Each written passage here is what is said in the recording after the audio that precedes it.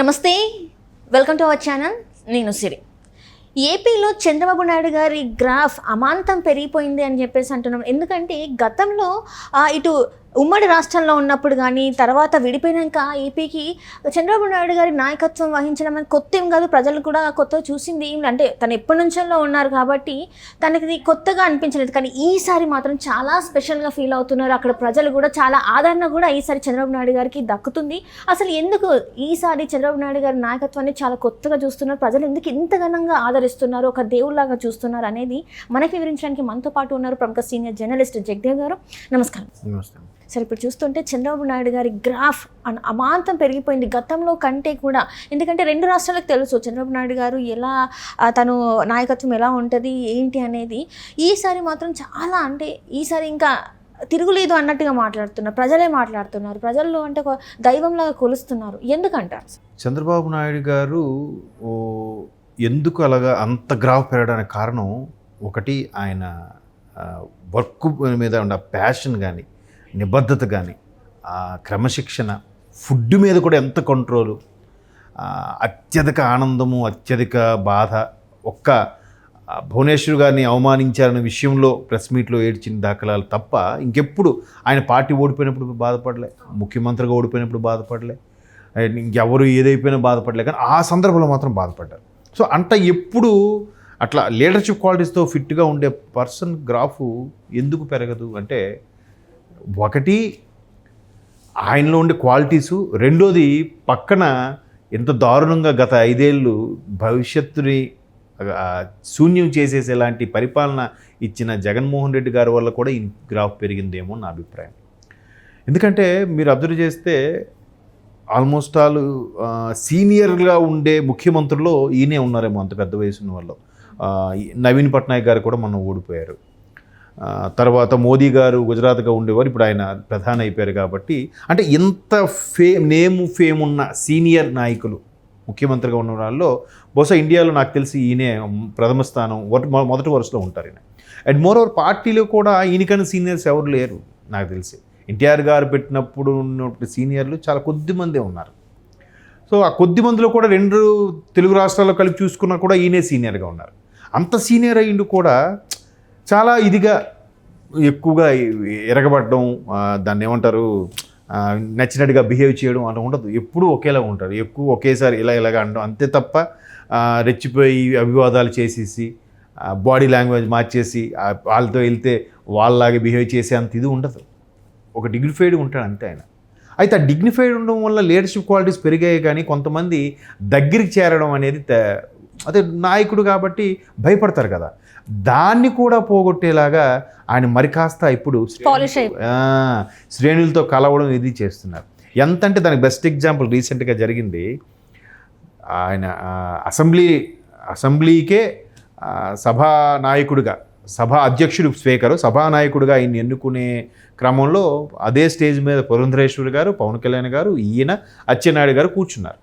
ఈయనకి సెపరేట్గా ఇంకొక చైర్ వేస్తే వెంటనే దాన్ని రిజెక్ట్ చేసి నార్మల్ చైర్, నేను వీళ్ళల్లో ఒక ఎమ్మెల్యేని నన్ను ఎన్నుకున్నారు నాయకుడిగా అంతే. తర్వాత ఈవెన్ అందరూ వేదిక మీదకి వచ్చి ప్రమాణ స్వీకారం అయిన తర్వాత ఆ రోజు ప్రతి ఒక్కరు వచ్చి ప్రధానమంత్రికి అభివాదం చేశారు, గవర్నర్కి అభివాదం చేశారు. ప్రధానమంత్రి చేసిన తర్వాత బాబు గారికి అభివాదం చేయడానికి వస్తుంటే వారించి ముందు గవర్నర్ పెద్దవారు ముందు వాళ్ళ దగ్గరికి వెళ్ళాలి అన్నట్టుగా నాకు కాలు మీద పడుతుంటే వద్దని చెప్పడం. అంటే ఇవన్నీ ఎట్లా అనిపిస్తున్నాయంటే బాబు బాగా చేంజెస్ కనిపిస్తున్నాయి. అంటే అప్పట్లో నేను కొద్దిగా చిన్న వయసులో ఉన్నప్పుడు రెండోసారి ముఖ్యమంత్రిగా 99లో ఆయన ప్రమాణ స్వీకారం చేసిన తర్వాత బాబు గారు ఇంకాస్త ఏదో ఒకటి చేయాలి, మనం ఏదో విజన్ 2020తో పని చేయాలంటే ఏదో ఒకటి చేయాలి అని చెప్పి శరవేగంగా చేయడంతో కొంతమందికి అది నచ్చలే. అంటే ఆయన థాట్ ప్రాసెస్ని క్యాచ్ చేయలేకపోయారు. ఈయన ఏంటి మరి రెండోసారి గెలిచారని కొంచెం ఎక్కువ చేస్తున్నాడా అన్నట్టు కూడా విమర్శించిన సీనియర్ జర్నలిస్టులు ఈ రోజుకి ఉన్నారు, పేర్లు అనవసరం, విమర్శించారు. ఆయన ఏంటి మరి నియంత పోకట్లకు వెళ్ళిపోతున్నట్టున్నాడే అని. అంటే ఆయన థాట్ ప్రాసెస్ని క్యాచ్ చేయలేక, అర్థం చేసుకోలేక, సో అలాంటివి కూడా బాగా ఓవర్కమ్ అయ్యాడు ఆయన. తర్వాత ఎవరికైతే కష్టపడి పనిచేయమని చెప్తారో వాళ్ళకే కోపం వస్తుంది. బాబు మీకోసం బయోమెట్రిక్ పెడతా ఉన్నా అది కోపమే వీళ్ళకి. అంటే వీడు ఎవరు టైంకి వెళ్ళడం అనమాట, బయోమెట్రిక్ పెట్టకూడదా వీళ్ళకి, ఉద్యోగస్తులు వీళ్ళు కొంతమంది, అందరూ నేను అట్లే. సో అట్లాంటి విషయాలను కూడా ఇదయ్యాడు. ఎప్పుడైతే మొన్న పోస్టల్ బ్యాలెట్లో ఎంత మెజారిటీ ఎంతమంది ఓట్లు వేశారో 4,40,000 మంది ఓటు వేయడానికి వచ్చి అందులో నాకు తెలిసి 80% ఆఫ్ ఉద్యోగస్తులు బాబు గారికే ఓటు ఇప్పుడు వేశారో ఆయన ఆ రోజు చాలా రియలైజ్ అయ్యారంట. ఆయన సన్నిహితులు చెప్పండి, ఓహో మనం కావాలని ఇంతమంది ఉద్యోగులు కూడా కోరుకుంటున్నారు. సో గతంలో చేసిన ఏవైతే పొరపాట్లు ఉన్నాయో అంటే అవి ఉండాలి, అవి లేకపోతే వీళ్ళు చేయరమ్మా. కాకపోతే ఓకే నేను ట్రీట్ చేసే విధానం కాదు, దాన్ని చక్కగా చేయించుకునే విధానంలో చేయాలి. వెంటనే ఆ సభలు నాయకులతో మాట్లాడడం డౌన్ టు ఎర్త్ ఉండడం. మన తిరుపతిలో కూడా అందరితో సమానంగా కూర్చొని మాట్లాడడం, ప్రెస్ మీట్లో కూడా. అంటే అది అంత ఫీల్ గుడ్ అనమాట. ఫీల్ గుడ్, అబ్బా బాబు గారితో ఇదేంటి. ఆ ఫీల్ గుడ్ వల్ల ఇంకోటి ప్లస్ పాయింట్ ఏంటంటే కంపెనీలు కూడా వస్తున్నాయి. అబ్బా ఈయన ఎలాగా పని రాక్షసుడు, ఈయనకేంటి ఆంధ్రప్రదేశ్ డెవలప్ చేస్తామంటే ఏ పనైనా చేస్తాడు. సార్ ఇక్కడ పెట్టుబడులు పెడతాం, ఇక్కడ కంపెనీ పెడతాం, మాకు ఈ భూమి ఇప్పించండి, మాకు ఇది ట్యాక్స్లు రిజంప్షన్ ఇవ్వండి, ఎక్సెప్షన్ ఇవ్వండి, దానికి మాకు వేరే చెప్పండి, సెంట్రల్తో మాట్లాడంటే మీరు పెట్టి ఇమీడియట్గా చేస్తారా, నేను చూసుకుంటా. ఇమీడియట్గా సంబంధిత అధికారులకి పాస్ చేసేయడం. ఆ కసి మీద ఉన్నాడు ఆయన. ఇప్పుడు ఆయన బా అరే ఎంత ఇదిగా వెళ్ళేసరి కూడా సకల మర్యాదలు, రండి మీకు ఏం కావాలి చెప్పండి, 1 డేలో డాక్యుమెంటేషన్ కంప్లీటెడ్, అన్నీ చేస్తాం. సో అంటే ఎన్నో జనరేషన్స్ చూసాడు ఆయన కూడా.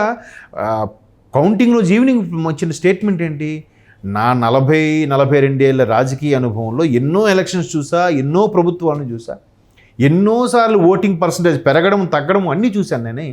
ఇటువంటి ఎలక్షన్స్, ఇటువంటి ఓటింగ్ పర్సంటేజ్ని ఎక్కడా చూడలేదు, ఇకపై చూడలేమేమో. అంతే కదమ్మా, 82%. పైగా ఎలాగ ప్రపంచం వచ్చేసింది అసలు. ఎక్స్పెక్ట్ చేశారు ఎవరైనా? అరే 70% డిస్టెన్స్లో పాస్ అవుతారు అనుకున్నారు, కానీ మరీ 93%.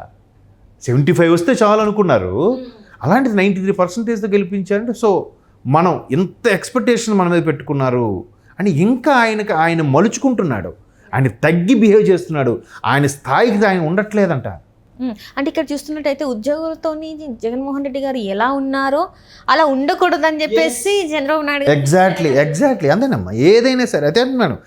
ఒకటి బాబు గారు గ్రాఫ్ పెరగడం ఒక రీజన్ అయితే, ఈయన నుంచి ఈయన్ని ఇంత దారుణంగా తిట్టుకోవడానికి, విమర్శించడానికి కారణం ఏంటి? ఇలా ఉన్నాడు, ఇలా ఉండకూడదు, ఈయన ఇలా చేశాడు, మనం ఇలా చేయకూడదు, ఇంకా అలా అంత ఏజ్లో మళ్ళీ ఆయన ముసలోడు అన్నారు, ఆయన ముసలి నక్క అన్నారు. మరి ఆయన రథం ఎక్కేస్తున్నాడుగా ల్యాడర్ పట్టుకొని, వీళ్ళు ఎక్కలేకపోతున్నారు. సో ఇప్పుడు ఆయన దాని గురించి అంటే ఇప్పుడు కాంగ్రెస్లో కూడా ఎప్పుడు విమర్శించే వాళ్ళు కూడా అరే చంద్రబాబు నాయుడు అంటే హార్డ్ వర్క్ రబ్బా, దాంట్లో డౌటే లేదు, ఆయన వచ్చాడంటే క్షణం తీరుకుండదు, కూర్చొని ఎవడిని పరుగులు పెట్టిస్తాడు, రాష్ట్రాన్ని కానీ ఉద్యోగులను కానీ వ్యవస్థలను కానీ. సో ఇప్పుడు అది కాస్త లేదు, ఉద్యోగులు కూడా పరుగులు పెట్టించాలి. ఎలాగా? అవసరమయ్యే మేరకు, అవసరమైన రీతిలో. అక్కడ ఎక్కడెక్కడ ఏ గతంలో అనుకున్న విమర్శలు వచ్చాయో అవన్నీ పికప్ పాయింట్స్ తీసుకొని ఇలా ఉండకూడదు, ఇలా చేయాలి, మన ప్రజల్లో ఉండాలి, ప్రజలకు వెళ్తుండాలి. అసలు సడన్ విజిట్ పెట్టింది ఆయన కదమ్మా. అట్లాగా ప్రతి దాంట్లో కూడా బాగా చేంజెస్ రావడం, ఆయన దగ్గరికి వెళ్ళి కలుసుకోవడం, అందరితో మాట్లాడడం, నవ్వుతూ పలకరించడం. అసలు నేను నిజంగా చెప్తున్నా, ఆయన ఒక విధంగా కళ్ళు చెమర్చాయంట. అరే ఈ స్థాయి అంటే నా మీద ఎంత ఎక్స్పెక్టేషన్ పెట్టుకున్నారా, నన్ను నాయకుడిగా కావాలని ఎన్ని కోట్ల మంది కోరుకుంటున్నారా అని. దీని ఎలా ఉంటుంది ఆ ఫీల్?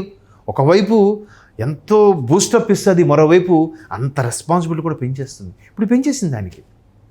ఆ పెంచేయడంతో అన్ని రకాలుగా బాగుంటుంది. పైగా కరెక్ట్ టైంకి కీలకమైన చక్రం తిప్పే స్థాయికి వచ్చేసాడు ఆయన. చూసారా, ఆయన కష్టపడే తత్వానికి కరెక్ట్గా అవకాశం గెలిపించినందుకు సెంట్రల్లో కూడా ఆయన హీరోలు అయిపోయాడుగా. ఇప్పుడు కదా ఇప్పుడు ఎవరిని కదిలించిన ఏమంటున్నారు, లేదు ఇప్పుడు ఈయన వచ్చాడు కాబట్టి సెట్ చేస్తాడులే, లేదు బాబు గారు వచ్చారు కాబట్టి ఇంకా అవుద్దులే, లేదు బాబు గారు ఇచ్చారు కాబట్టి మనకి ఇంకా పిఆర్సీ అవుద్ది, ఇట్లా మాట్లాడుకుంటున్నారు ఉద్యోగులు కూడా. అవుతుంది అని నమ్మకం. గతంలో జరిగిన విధంగా మీరు ఇందాక అన్నారే, ఏదైతే గత ప్రభుత్వంలో ముఖ్యమంత్రి చేసిన ఇది చేయకూడదు, ఇలా ఉండకూడదు, అవి అంటే ఈ ఏజ్లో నువ్వు నాకు చెప్పేది ఏంటి. ఇంకో పక్కన ఇంకో ఆయన ఉన్నాడు, పేర్లు ఎందుకు, ఆయన నేను సీనియర్, నేను చెప్పింది గది ఫైనల్ అన్నట్టుగా ఉన్నారు కదా. అలా లేకుండా ఓకే మీరు చెప్పింది చేద్దాం, ఇది చూద్దాం. మరి మహిళకి హోమ్ ఇచ్చాడుగా, చెప్తున్నాను మాటకి. అలాగే అన్ని కొత్త పాత కలిపి పనిచేస్తేనే మనం పరుగులు పెడతామనే స్థాయిలో ఆయన డౌన్ టు ఎర్త్గా బిహేవ్ చేసి వెళ్తున్నాడంటే మంచి పరిణామం. అది ప్రజలకి వాళ్ళ పార్టీకి కూడా చిరస్థాయిగా పేరు ఉండిపోయేలా ఉంటుంది కదా. అది నైస్ మౌల్డ్ అనమాట అది.